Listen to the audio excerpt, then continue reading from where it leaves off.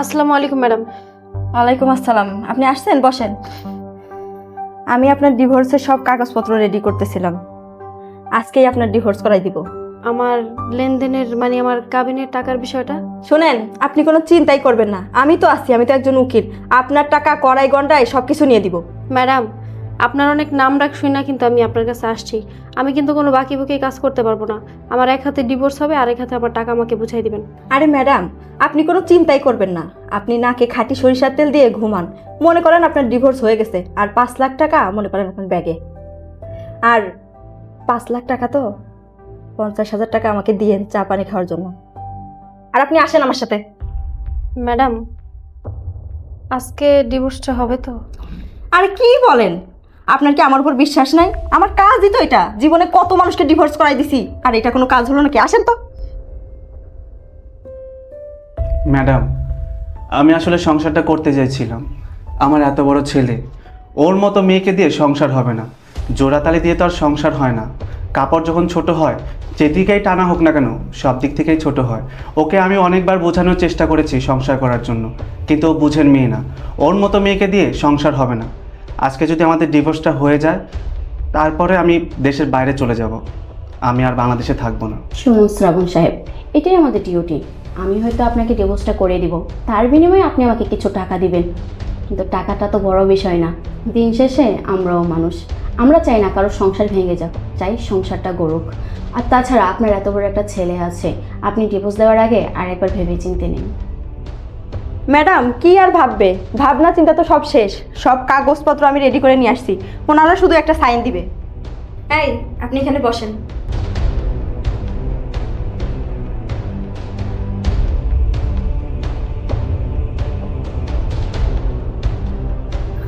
মা, তোমরা কি শুরু করছো একটু কত? তুমি কইতেছো বাবারে ডিভোর্স দিবা, বাবা কইতেছো তোমারে ডিভোর্স দিব। এই, তোমরা কি একটা বড় ভাবলা না আমার কি হইব? তোর বাপই তোর কথা ভাবে নাই, আমি তোর কথা ভাবতে যাবো কেন? তোর কথা ভেবে আমার লাভ কি? এটা তুমি কি কইতেছো মা? তুমি কি আমার জন্ম দিছো না? তুমি অনেক কথা কইতেছো কি লেখা? তুমি যদি বাবারে যাইরা দাও, তাহলে আমারে কে ভাত খাওয়াই দিব, আমার কে দেখাশোনা করবো? তোর বাপ আছে না, তোর বাপই করবো। আমি আছি, আমি করবো মানে? আমার কি একার দায়িত্ব নাকি? তাছাড়া আজকে ডিভোর্স হয়ে গেলে আমি দেশের বাড়ি চলে যাব, দেশের বাইরে আমি সেটেল হয়ে যাব। ওর দায়িত্ব কে নেবে? ওর দেখাশোনা করবে কে?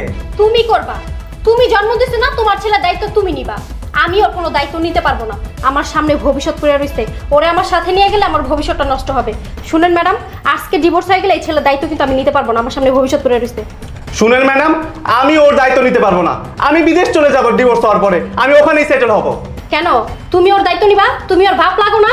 তুমি যদি ওর দায়িত্ব না নাও তাহলে কে নিবে? হ্যাঁ, তুমি নিবা, তুমি তোর মা। আমি ওর দায়িত্ব নিতে পারবো না, আমার সামনে ভবিষ্যৎ পড়ে রইছে। ও, বুঝতে পারছি। আমাকে ডিভোর্স দেওয়ার পর আরেকটা বিয়ে করবা, তাই না? শোনো, আজকে তোমার সাথে আমার ডিভোর্স হয়ে গেলে তারপর আমি বিয়ে করবো না কি করবো সেগুলো তো তোমার দেখার দরকার নেই, তাই না? তোমার ছেলে, তুমি দায়িত্ব নাও। আমি ওর কোনো দায়িত্ব নিতে পারবো না। আমিও পারবো না। এই আপনারা থামুন তো, কি শুরু করছেন? আমি আপনাদেরকে আরেকটা কথা বলে দিচ্ছি। আপনার এই বাচ্চাটার দিকে তাকান তো। আপনাদের যদি ডিভোর্স হয়ে যায়, এই বাচ্চাটার কি হবে?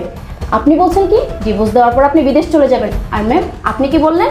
আপনি ওনাকে ডিভোর্স দেওয়ার পর আপনি আরেকটা বিয়ে করবেন, তাহলে এই বাচ্চাটার কি হবে?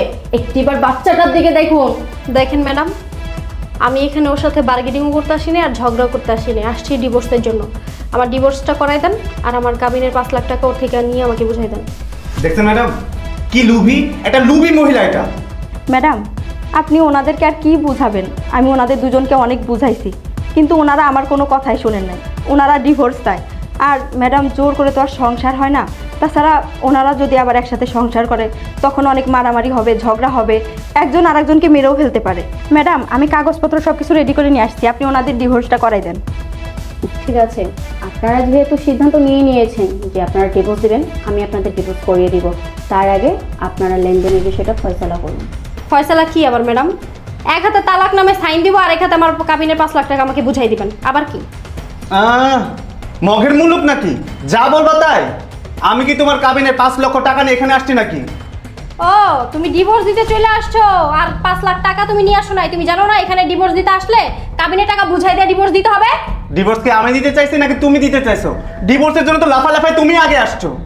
তো আসবো না, কি করবো? তোমার মতো লোকের সাথে কি সংসার করা যায় নাকি? ও, ও, আমার মতো লোকের সাথে সংসার করা যায় না, তোমার মতো লোকের সাথে সংসার করা যায়? না যায় না, তুমি আমাকে তালাক দিয়ে দাও, আমার কাবিনে 5 লাখ টাকা আমার বুঝাই দাও। তুমি চুপ থাকো ম্যাডাম, এত চাপাচাপি করলে তো হবে না।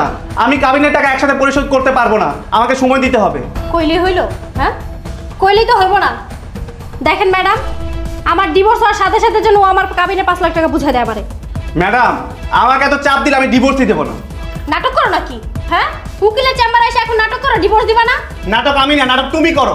আমি নাটক করি না, তুমি করছো নাটক। তুমি করো। শুনুন ম্যাডাম, আমার এতগুলো টাকা একসাথে দেওয়ার সামর্থ্য নেই, আমাকে সময় দিতে হবে।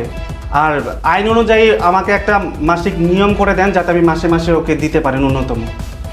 মাসে মাসে দিবা মানে? মাসে মাসে তোমার থেকে ভিক্ষা নিব নাকি আমি? আপনারা চুপ করুন, আমি দেখতেছি কি করা যায়। দেখুন ম্যাডাম, আমার ডিভোর্সের সাথে সাথে জন্য আমি আমার কাবিনের টাকাটা বুঝা পাই, ব্যবস্থা করে দেন আপনি।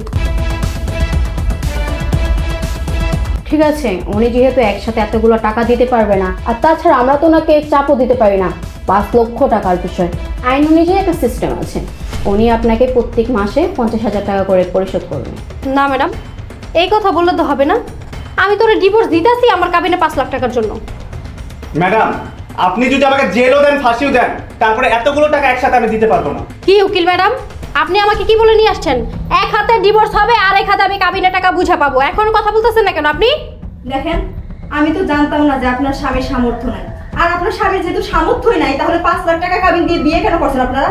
শুনেন, আপনি যদি মেনে নাই নেন, তাহলে আপনি আপনার স্বামীর নামে মামলা দিতে পারেন।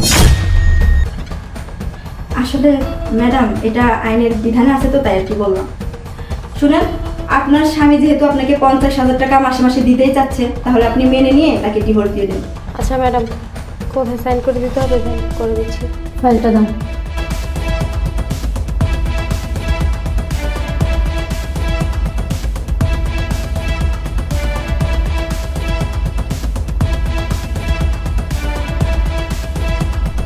আপনারা দুজন এখানে সাইন করে দেন।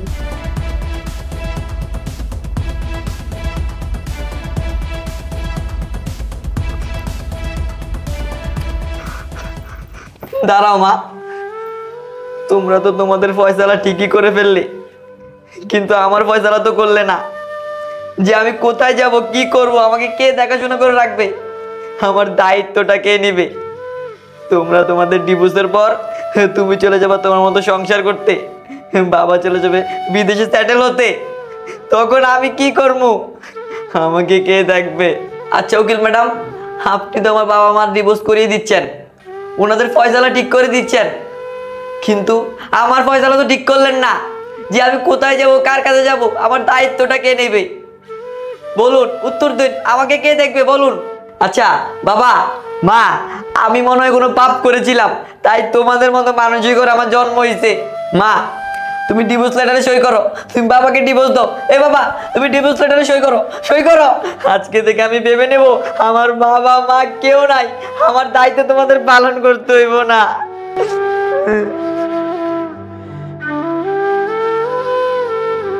না রে বাবা, আমি ডিভোর্স চাই না বাবা। আমিও ডিভোর্স চাই না রে বাবা। আমি ডিভোর্স পেপারে সাইন করবো না, আমি ডিভোর্স চাই না। উকিল ম্যাডাম, আমরা ডিভোর্স চাই না। তোমরা ডিভোর্স দিবা না? আরে বাবা, তোরে ছাইরা আমরা কোথাও যাব না। হ্যাঁ রে বাবা, তোকে ছেড়ে আমরা কোথাও যাব না। আরে আমি তো অমানুষ হয়ে গেছিলাম, আমি শুধুমাত্র নিজের কথা ভেবেছি, তোর কথা একবারও ভাবিনি। বাবা, তুই আমাকে ক্ষমা করে দে বাবা, আমি ডিভোর্স দেবো না, আমি ডিভোর্স দেবো না। তুই মারো, মাফ করে দে বাবা, আমাদের ভুল হয়ে গেছে, তোরে ছাইরা আমরা কোথাও যাব না।